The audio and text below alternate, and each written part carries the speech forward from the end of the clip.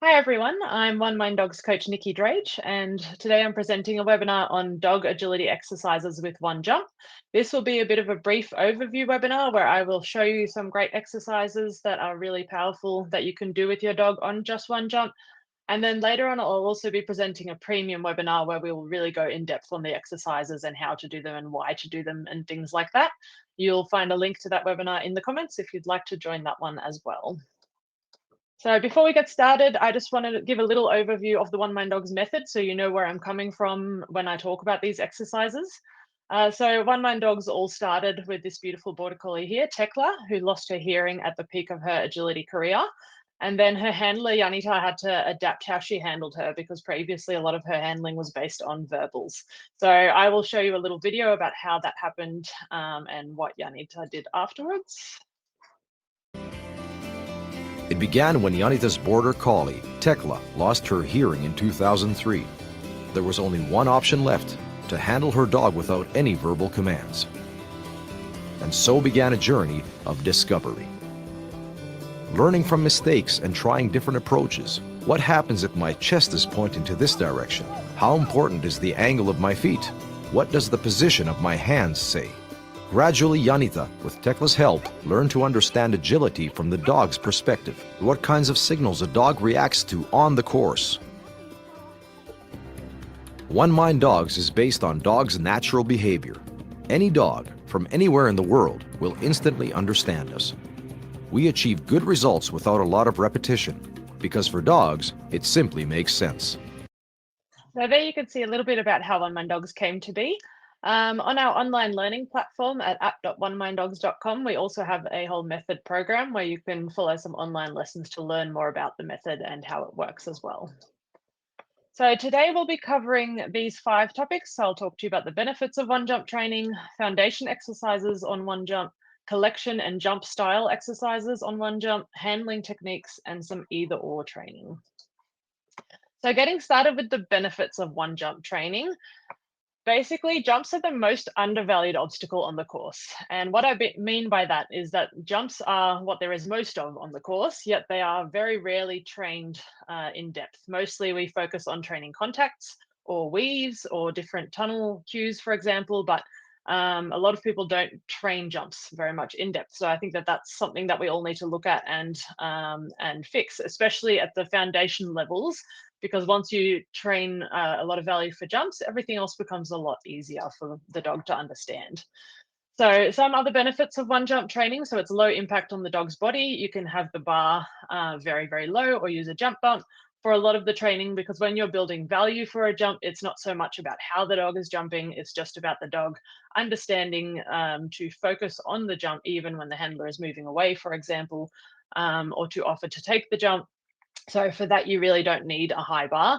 Also, when we're training handling techniques, we usually keep the bar very low at first, as it's just about the dog following our body language, and then we can build the height of the bar and put the jumping side of it into it.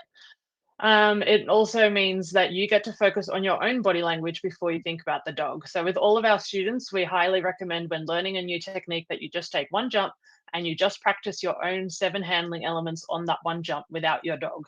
So you practice on, where do I put my feet? Where do I turn my chest? Where do I move? And if you're an online student, then we say, okay, you should video that without the dog. It feels a bit silly, but it's very important. And video yourself doing the technique without the dog. And then that way we can pick and choose sort of what you need to improve on before you bring your dog into the game. And it's really important that we make all those improvements straight away at the start, so that by the time you do bring your dog into training, they have to do minimal repetitions and they don't get confused and frustrated because you already know what you're doing. So you only need one jump to practice that.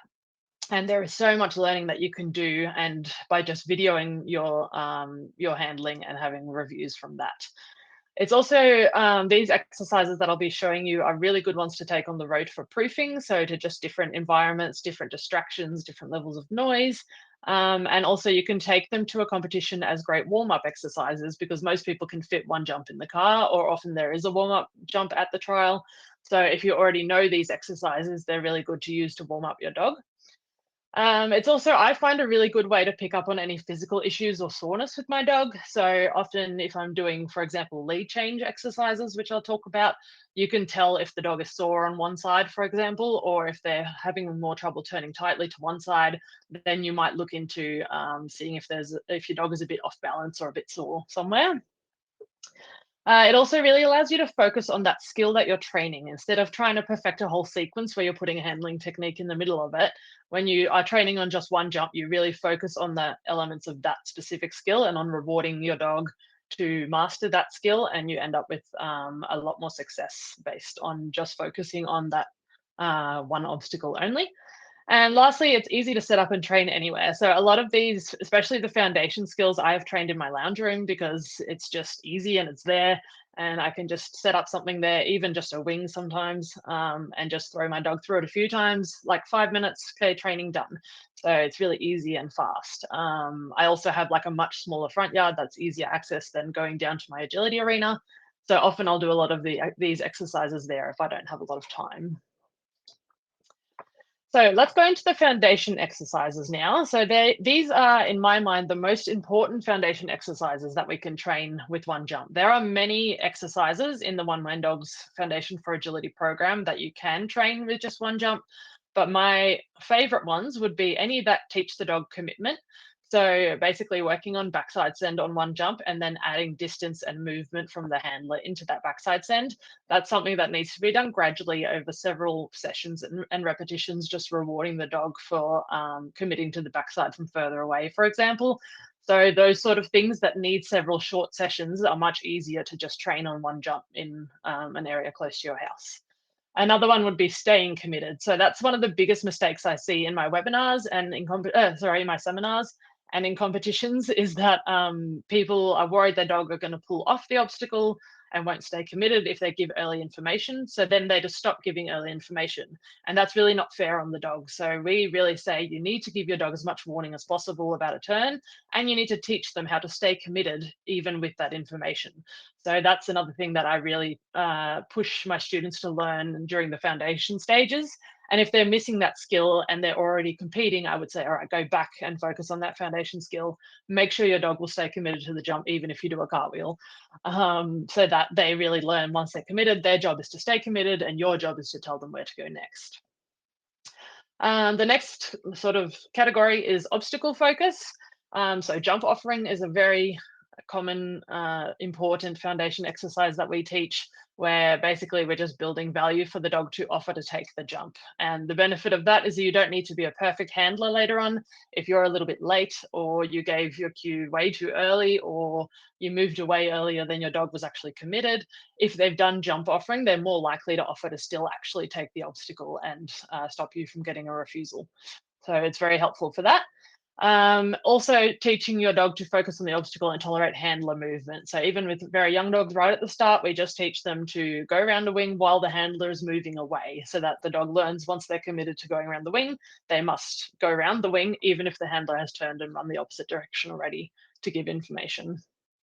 The other three would be following the handling. So this is where we teach the dog to either go through the obstacle to come to us, or to come, for example, around the obstacle and come to us, depending on what we've handled, to make sure they're actually following our handling and not just doing what they think is right. Lead changes are a really important one. So agility involves a lot of lead changes from the dog. And the earlier you teach the dog these and the earlier you expose them to lead changes, the easier it is for them later on. It is also a great warm-up exercise to help your dog warm up its muscles and get ready for those lead changes it will do on the course. And then distractions on jumps. So we teach the dog to tolerate bad handling, basically. So if your hands are too high, or you tripped over or something like that, we try to teach them to tolerate that and keep the bar up even when that happens. So I have a little compilation video that shows you a couple of these things so you can see a demonstration.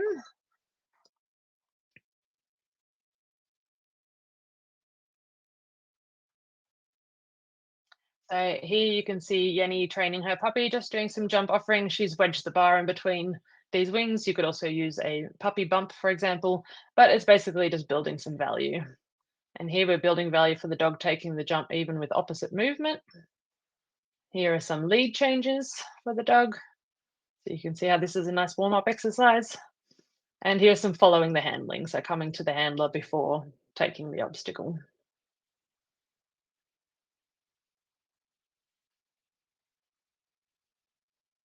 And then here is tolerating the handler's opposite movement. So you can see they're all really simple little exercises, but we have so many like that, and they only require a couple of repetitions, and then your dog is done. And then you can come and revisit them a few months later and do a few more repetitions and just keep on building that foundation skill on such simple exercises and such low impact on the dog's body. Now, collection and jump style exercises would be one of my favorite skills to teach on one jump. So, why is it important to practice collection skills? Basically, it's to do with safety. So, if your dog can collect coming into a jump and prepare themselves for the turn, and they take off already collected and squared up to the jump, then they have not only a much more efficient and faster turn, but also they land much more kindly on their own bodies. So, they end up landing already facing the next obstacle instead of crash landing on their shoulder and scrambling on the ground trying to turn because they didn't expect the turn. So, helping the dog learn how to collect their body, get their hind end under them so that they have more power to take off, and helping them to square up to the jump. So, what we mean by that is instead of approaching on a slice, that they approach and then turn their body. So, by the time they land, they're already facing turned, and that way they're already seeing the next obstacle and the next sequence earlier, and that allows them to power out of the turn much more quickly and accelerate and commit to the upcoming obstacles much more quickly. So we use the teaching stages of two handling techniques, so reverse wrap and human arrow, to teach the dog how to collect and turn and how to square up. So what we mean when we square up, what we want the dog to do is a diving style jump. So basically that their front end is down and their back end flips over and lands them already facing the next obstacle. And that's allows them to have a nice clean jump arc and also gives them a nice soft landing on their body. So I will show you some videos about this as well.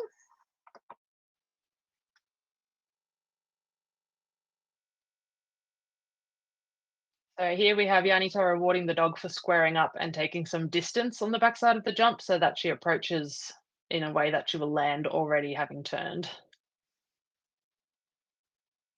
And there are some real nuances to this exercise and how you position your hand and your body and things like that. And these are all things that you will learn on the OneMind Dogs learning platform on the videos. Here is a real seminar where you can see the OneMind Dogs coaches teaching these skills to students.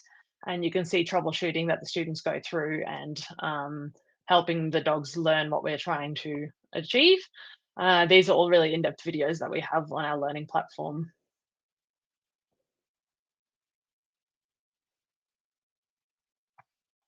So then the other thing that we can use one jump training for is learning our handling techniques. So I gave you a little overview before about how important it is to learn the handling techniques by yourself without your dog first. So you can see an example of that in step one, where Miko is practicing his footwork and his timing.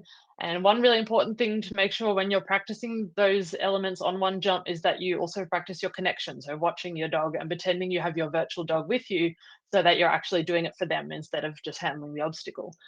The more often that you think of a technique in your head, so for example, German turn, and then you practice each of those 7 handling elements with your body by yourself, the more your dog makes these brain paths or these synapses towards doing that as muscle memory. So eventually, if you do it enough times, you think German turn, and then your body starts moving the correct way without you even having to do it for yourself on purpose. So it's a really handy skill, and I've got some students who are very dedicated to practicing this skill, and they find that they don't have to think about the handling at all anymore because it just comes naturally based on all that practice that they've done by themselves.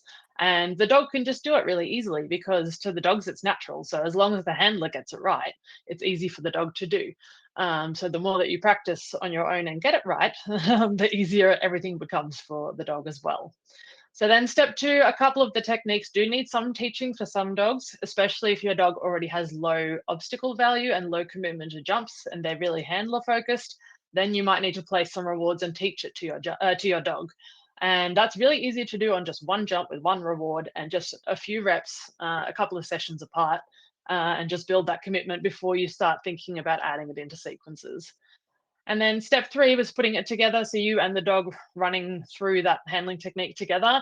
Again, I would film this just on one jump, practicing the technique 2, maybe 3 times at most, film that and send it to a coach. And then we can fix it before you start trying to put it into sequences and adding speed to it. So we can say, okay, just move this a bit or do that a bit or do this a bit earlier.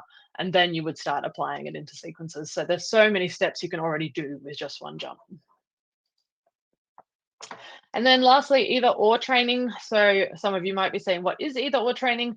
It's basically where we do something one way and then a different way, just to make sure the dog is actually following what we're asking and not just patterning or guessing at the exercise. So some little examples of either or training you could do on one jump.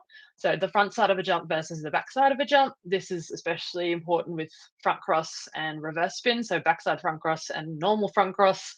The only real difference being your position. So that's an important one to practice on just one jump.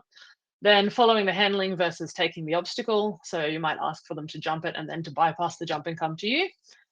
Front cross versus reverse spin, 2 techniques that start exactly the same way and only end differently. So it can you can make sure your dog is coming to the correct side based on which one you are cueing. Wrap versus slice. So you might ask your dog on the same jump to do a wrap once and then a slice and then a slice and then a wrap and then a wrap and then a slice, and just keep mixing it up so they can't guess and they really have to watch you and follow your body language. And then reverse spin versus rear cross is one that I very often give to my students, because a lot of people find when they cue a reverse spin, they get a rear cross, and it's because their timing is out and their position is not right. And once I sort of fix those 2 things for them, then I want them to practice one versus the other so they can very clearly see where the difference is in their body language. So what does it look like when I'm cueing rear cross, and what does it look like when I'm cueing reverse spin, and making sure that the dog is understanding those as well. I have a little video with my young dog Inky, who is now a 10-month mixed breed and from a rescue, and we have been doing some little things on like wrapping a wing and things like that, but we haven't put either or together yet. So I decided to have a go and video doing backside front cross versus just normal front cross, and backside reverse spin versus normal reverse spin, so that you can see how I'm doing it as an either or exercise.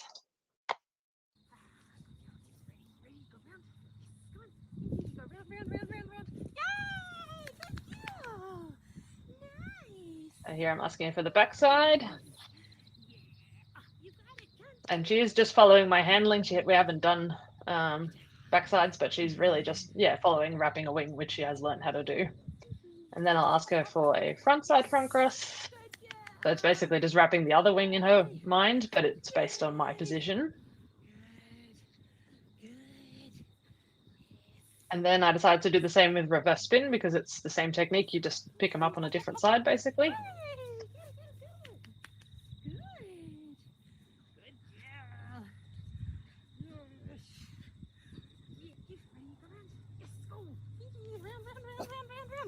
And then backside reverse spin. And then I decided to do front side front cross and backside front cross in the one rep. And that was the end of my session. So you're watching the whole session. There's no extra reps in there. It's basically just, is she following my handling? Is she understanding what I'm asking? Yep. Okay, then we're done with this specific exercise. Go, go, go. Run, run, run. Yes, yeah. Come on, go. Up, up, up, up. Yes. Good. Good. And you'll see I'm giving her lots of encouragement as well, because it's all about, yes, you're following my handling, you're doing great, and building that excitement in there as well. So I just wanted to give you a little overview of Agility Premium in case you've been looking at Premium and you're not a Premium member yet. If you do decide to join Premium, there's lots of different options. There's monthly, 6 monthly, or yearly. If you join during April, we have a distance handling ebook that we made that's really valuable and has lots of great exercises in it as well. And if you did decide to join Premium this month, you can also join the Premium webinar that I'm giving later, and also that guided course that I mentioned, that I'll mention in the comments, that you can find a link to. You will also get access to all of our Agility Premium content with hundreds of video lessons. You'll learn more about OneMind dogs and how it works and why. You get personal coach support from people like me. So there's a couple of us in the coaching team. We're all OneMind dogs coaches or instructors, and we're all agility competitors. So basically you'll only ever be talking to someone with a lot of experience who can help you out no matter what's going on. You can send in videos, all that sort of thing. You can join these guided courses with other students to keep you motivated and keep you on track.